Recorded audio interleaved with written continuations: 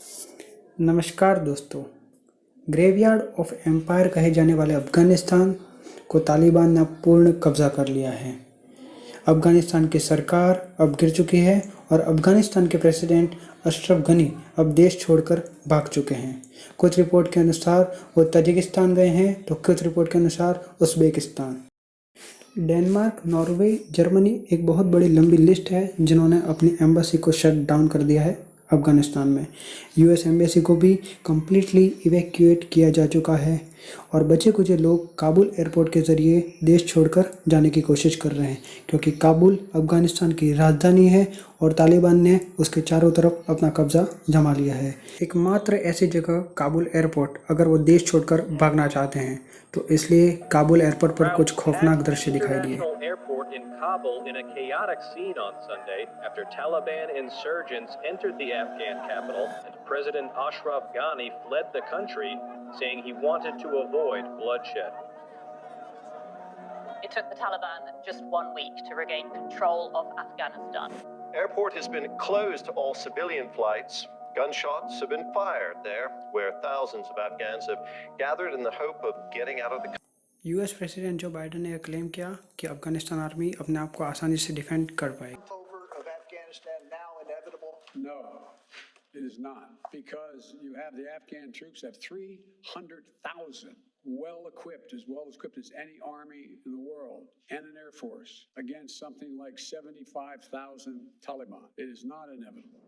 US intelligence expert ने कहा कि तालिबान को कम से कम 3 से 4 महीने का समय लग सकता है पूरे देश पर कब्जा करने, लेकिन कुछ हफ्तों में बड़ी आसानी से तालिबान ने अफ़गानिस्तान की सरकार को गिरा दिया। इसके पीछे रीज़न ये भी है कि अफ़गानिस्तान आर्मी की ओर से ना के बराबर का रेजिस्टेंस देखने को मिली।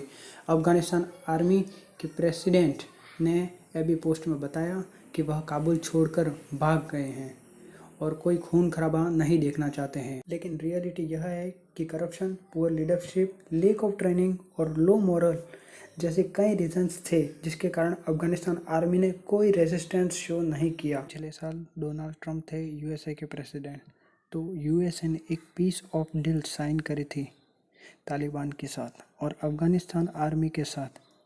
ये धोखेबाजी वाली बात थी कि हमारे पीठ पीछे अमेरिका जाकर हमारे दुश्मनों से बातचीत कर सकते हैं और ऐसी डील साइन कर सकते हैं।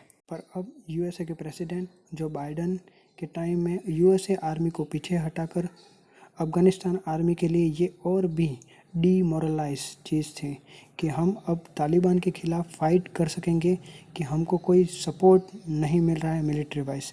दूसरी तरफ तालिबान ने काफ़ी सोच के साथ और मनोवैज्ञानिक तरीके से अफ़गानिस्तान आर्मी के ऊपर टेक्स्ट मैसेज भेजे और कहा कि अगर तुम लड़ोगे नहीं हमारे खिलाफ़ तो हम तुम्हें ज़िंदा छोड़ देंगे और तुम्हारे परिवार को भी कुछ नहीं करेंगे, ऐसी धमकियाँ दी गई। हज़ारों की तादाद में अफ़गानिस्तान के सिपाहियों ने अपनी आर्मी को छोड़ दिया, पीछे हट गए क्योंकि कोई भी आम आदमी अपने तथा अपने परिवार की सुरक्षा को फर्स्ट प्रायोरिटी देता है, क्योंकि उन्हें दिखाई दे रहा था कि अगर वो तालिबान के ख़िलाफ़ अपना सर झुका लेंगे तो वह ज़िंदा बच जाएंगे, उनके परिवार ज़िंदा बच जाएंगे। क्यों नहीं वो इस ऑप्शन को चूज़ करते, स्पेशली तब जब दूसरी तरफ जो उनका लीडर है वो खुद उतना मोटिवेटेड नहीं है, उसे खुद पर इतना कॉन्फिडेंस नहीं है कि वह जीत सकता है और उसके पहले ही वह देश छोड़कर भाग जाता है। लेकिन तालिबान का राज आम जनता के लिए, स्पेशली औरतों के लिए, जो कि अफ़गानिस्तान में अब किसी नरक से कम नहीं है, और ख़ास करके तब जब तालिबान अपने वही नियम लागू करता है जो उन्होंने 1996 से 2001 के समय में किए थे। ऑलरेडी कुछ रिपोर्ट्स आना चालू हो गई हैं कि लड़कियों को अगवा किया जा रहा है तालिबान फाइटर्स की ब्राइड्स बनने के लिए। कुछ लड़कों को फोर्स किया जा रहा है कि वह तालिबान के लिए लड़ाई लड़ें। बहुत से पुराने अफ़गान सरकारी ऑफिशियलों को असोसिनेट किया जा रहा है। लड़कियों को डर है कि क्या वह अब स्कूल जा पाएंगी, क्योंकि आपको पता है कि पिछले तालिबान सरकार आई थी तो उसमें लड़कियों को स्कूल जाना तक अलाउड नहीं था। लड़कियां घर से बाहर नहीं निकल सकती थी अगर कोई मेल रिलेटिव साथ ना हो तो। अब इंटरेस्टिंग चीज़ यह है कि तालिबान वाले इन रिपोर्ट्स को डिनाई कर रहे हैं। वह कह रहे हैं अब हम नई सरकार बनाएंगे अफ़गानिस्तान में तो हम औरतों को राइट्स देंगे, हम औरतों को अधिकार देंगे कि वह स्कूल जा सके, काम कर सके और घर से बाहर अकेले निकल पाएं। हालांकि औरतों को हिजाब पहनना ज़रूरी होगा। जब तालिबान के स्पोक्स पर्सन से पूछा गया, अब दिन ऐसे आ गए हैं कि तालिबान के स्पोक्स पर्सन भी मीडिया हाउसेस से बात कर रहे हैं। बीसीसी से इंटरव्यू कर रहे तालिबान के स्पोक्स पर्सन तो उन्होंने बताया कि अब हम औरतों को बुर्का कंपलसरी नहीं करेंगे, हिजाब ही सही है। That women can have access to education and to work, and of course they will observe the hijab. That's it.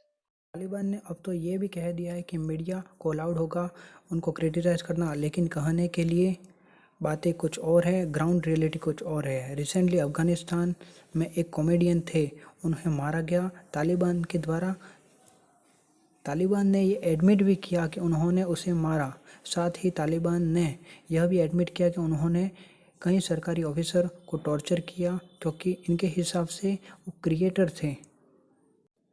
Unfortunately Afghanistan के लोगों के लिए सिचुएशन बिल्कुल अच्छी नहीं है। हम लोग बस यही उम्मीद कर सकते हैं कि जो भी हम तालिबान के बारे में सोचते हैं कि तालिबान ये करेगा वो करेगा, तो वह अफ़गानिस्तान के लोगों के साथ ना करे, सही मायनों में उन्हें आज़ादी मिले। दूसरी तरफ अमेरिका की बात करें तो अमेरिका के लिए ये बेइज्जती वाली बात है। एक ये फ़ोटो बहुत वायरल हो रही है सोशल मीडिया पर। अमेरिकन हेलीकॉप्टर अमेरिकन एम्बेसी पर अफ़गानिस्तान में ये फ़ोटो काफ़ी सिमिलर है। एक 45 साल पुराने जो ली गई थी साइगोन साउथ वियतनाम में एक हेलीकॉप्टर लैंड हो रहा है अमेरिकन एम्बेसी पर। वियतनाम वॉर में भी अमेरिका को एम्बैरेसमेंट झेलनी पड़ी थी। तो बहुत से लोग इस घटना को जो बाइडन साइगोन मूवमेंट के नाम से बुलाते हैं। यूएसए के सेक्रेटरी ऑफ स्टेट ने कंपैरिजन को रिजेक्ट किया और कहा कि हमारा मिशन अफ़गानिस्तान में सफल रहा है। यूएसए अफ़गानिस्तान में इसलिए गया था जिन्होंने 9/11 अटैक करवाए तथा यूएसए उसमें सफल रहा है। Not Saigon. The fact of the matter is this: we went to Afghanistan 20 years ago with one mission in mind, and that was to deal with the people who attacked us on 9/11. And that mission has been successful. We brought bin Laden to justice. लेकिन अगर ऐसा ही था तो जब 2011 में Osama bin Laden को मार दिया गया था तो क्यों इतने साल यूएसए अफ़गानिस्तान में रहा, उसके बाद क्यों नहीं निकल गया अफ़गानिस्तान से। एक 2019 की स्टडी ने बताया कि अमेरिका 9/11 अटैक के बाद $6.4 ट्रिलियन खर्च कर चुका है मिडल ईस्ट वॉर में और 3 लाख से अधिक लोग मारे जा चुके हैं डायरेक्ट टू फाइट में। ये सारा पैसा अमेरिकन टैक्स पेयर का पैसा है। कहाँ इस्तेमाल किया जा रहा है इसे? $1 ट्रिलियन की क्यों ज़रूरत पड़ी इन लड़ाइयों को लड़ने में, ये भी बहुत बड़ा इंटरेस्टिंग है। जानिए दोस्तों, इराक वॉर का एग्जांपल लेते हैं। यूएस के 2003 के इराक वॉर से पहले जो ऑयल इंडस्ट्री थी इराक में वो नेशनलाइज थी, यानी इराक के लोगों का अपने पर कंट्रोल था, उन्हें प्रॉफिट मिलता था। लेकिन जब यूएस ने इन्वेंट किया और तेल को लूटा इराक से तो प्राइवेटाइज कर दी गई। एक्सॉन मोबाइल, BP, शेल, हैलिब्रिटॉन जैसी कंपनियों के हाथों में। हैलिब्रिटॉन एक ऐसी कंपनी थी जिसे हेड किया जाता था डिक चेनी के नाम के इंसान के द्वारा। जब इन्होंने इस पोजीशन को स्टेप डाउन कर दिया और यूएस के वाइस प्रेसिडेंट बनने के बाद भी वह इस कंपनी में काफ़ी शेयर्स होल्ड करते थे। इस कंपनी में अचानक से क्लेम आने लगे कि ईरान के पास nuclear weapon of mass destruction है। डिक चेनी ने अपनी पब्लिक स्टेटमेंट में कहा कि यूएस को इराक वॉर में जाना चाहिए और इसके बाद आप अनुमान लगा सकते हो कि इस हैलिब्रिटॉन कंपनी को ना सिर्फ ऑयल कंस्ट्रक्शन दिए गए बल्कि बहुत ऑयल कंस्ट्रक्शन के साथ मेजर मिलिट्री कंट्रोल दिए गए। इससे इसको बहुत ही प्रॉफिट हुआ। इतना ही नहीं, एक्सॉन मोबाइल कंपनी की बात करें तो इस कंपनी ने 2003 के टाइम में largest ever quarterly comparison profit record किए, हिस्ट्री में $7 बिलियन। आप शायद सोच रहे हैं कि इराक की क्यों बात कर रहा हूँ अफ़गानिस्तान के वीडियो में। रीज़न ये है कि अफ़गानिस्तान में भी सिमिलर कहानियाँ सुनने को मिलती हैं। अफगानिस्तान में biggest defence contracts construction giant company floor के नाम से 2015 के बाद यूएस डिफेंस डिपार्टमेंट ने $3.8 बिलियन खर्च किए हैं इस कंपनी में। ओवरऑल बात यह है कि कुछ चंद बड़ी कंपनियां मिलियन बिलियन प्रॉफिट कमाती हैं जब कहीं लड़ाइयाँ होती हैं। इसे मिलिट्री इंडस्ट्रियल कॉम्प्लेक्स भी कहा जाता है। ये जो पैसा है वो टैक्स पेयर का पैसा है जो दिया जाता है आर्मी मिलिट्री को, और मिलिट्री फिर कॉन्ट्रैक्ट अवार्ड करता है बड़ी बड़ी कंपनियों को और प्रॉफिट कमाती है। और अक्सर यही बड़ी कंपनियां पॉलिटिशियन को ब्राइट करती हैं और कहती हैं डिफेंस कॉन्ट्रैक्ट हमें ही दिए जाने चाहिए, लड़ाई चलती रहनी चाहिए। फॉर एग्जांपल फ्लोर ने 2018 में $5.6 बिलियन खर्च किए थे। तो इस व्यू से नुकसान अमेरिका की आम जनता का हुआ है, उन्हीं के पैसों की बर्बादी हुई है और उन्होंने ही जाकर एज ए अमेरिकन सोल्जर अपनी जान गंवाई है और शहीद हुए अफगानिस्तान वॉर में। अब इस पूरी सिचुएशन को हम जियोपॉलिटिकल पर्सपेक्टिव से देखें तो चाइना और रशिया दो ऐसी बड़ी कंट्री है जिन्होंने अपनी एम्बेसी को वहाँ से इवैक्यूएट नहीं किया है अफ़गानिस्तान में। इसका मतलब यह है डायरेक्ट या इनडायरेक्ट चाइना रशिया तालिबान के फेवर में है।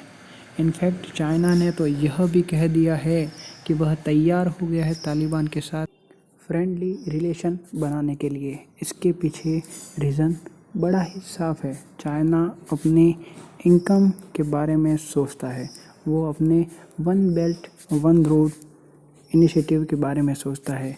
यूएसए ने भी पहले 1996 से 2001 में यह ट्राई किया था इंडियन मुजाहिदीन के साथ ही उन्हें पीठ के बल झेलनी पड़ी और हो सकता है आने वाले टाइम में अब चाइना को भी पछताना पड़े अपने सपोर्ट की वजह से। अगर चाइना यहाँ तालिबान के साथ हाथ मिला लेता है तो तालिबान के लिए ये शर्म की बात है, क्योंकि एक तरफ वे दिखाते हैं कि वे कट्टर मुसलमान हैं, मुसलमान की इतनी परवाह करते हैं, और दूसरी तरफ चाइना जैसी कंट्री के साथ फ्रेंडली रिलेशन बनाए जिसने उइगुर में सभी मुसलमान को मौत के घाट उतार दिया था। ये हिपोक्रेसी नहीं तो और क्या है। एक चीज़ तो क्लियर हो जाती है कि सारे देश में पॉलिटिशियन इंक्लूडिंग द तालिबान सब के सब सत्ता के लालची हैं। किसी ने सही कहा था कि सारे मिलकर हमको पागल बना रहे हैं। आम आदमी हर देश में विक्टिम बनता है इनके अत्याचारों का, इनके पावर गेम्स का। एंड में आम आदमी को ही सब सहना पड़ता है। आई कुछ सूचनाओं से यह भी पता चल रहा है कि वहाँ कुछ लड़कियां तथा औरतें तालिबान के खिलाफ प्रोटेस्ट कर रही हैं तथा उनको गो बैक के नारों के साथ उनके खिलाफ खड़ी हुई हैं तथा कुछ तो बंदूकों के साथ उनसे लड़ने के लिए भी तैयार हो चुके हैं। इंडिया के लिए भी यह सिचुएशन बड़ी ही डिलेमा वाली बात है। क्या इंडिया तालिबान को सपोर्ट करे, रिकग्नाइज़ करे या नहीं करे? अगर नहीं करे रिकग्नाइज़ तो क्या इंडिया तालिबान को प्रेशर बनाए, अपनी आर्मी भेजे तालिबान के खिलाफ फाइट करने के लिए? अगर नहीं तो क्या इनडायरेक्टली प्रेशर बनाए तालिबान पर डेमोक्रेटिक इलेक्शन होल्ड करने के लिए? अगर नहीं तो तालिबान को एक्नॉलेज किया जाए कि उसे ऐसे ही रहने दिया जाए। क्या करना चाहिए इंडिया को, ये आप पर छोड़ता हूँ। आप कमेंट में मुझे बताना कि इंडिया को क्या करना चाहिए। लेकिन ओवरऑल इस कंक्लूज़न में यही कहूँगा कि आप इस सिचुएशन में किसे सपोर्ट करें। तो आप अफ़गानिस्तान, यूएसए, तालिबान, चाइना या रशिया, तो इतना समझ लीजिए आप यहाँ पर आम जनता को सपोर्ट करें। मेरी राय यह है कि आप अमेरिकन सोल्जर्स को सपोर्ट करें जो अफ़गानिस्तान में शहीद हो रहे हैं ऐसी लड़ाइयाँ लड़कर। अमेरिकन टैक्स पेयर को सपोर्ट करना चाहिए जिनका पैसा लूटा जा रहा है ऐसी लड़ाइयाँ लड़ने के लिए। अफ़गानिस्तान के आम लोगों को सपोर्ट करें जो अत्याचार सह रहे हैं तालिबान के राज में। रशिया की आम जनता को सपोर्ट करें जो अत्याचार सह रही है पुतिन की डिक्टेटरशिप का। तथा फिर चाइना की भी आम जनता को सपोर्ट करें जो अत्याचार सह रही है चाइनीज़ कम्युनिस्ट पार्टी का। इन सबको सपोर्ट करना चाहिए, हर इंसान की फ्रीडम को सपोर्ट करना चाहिए। तो यदि इन्फॉर्मेटिव लगा हो तो लाइक, शेयर और सब्सक्राइब ज़रूर करना। Thank you so much for watching this video. Thank you.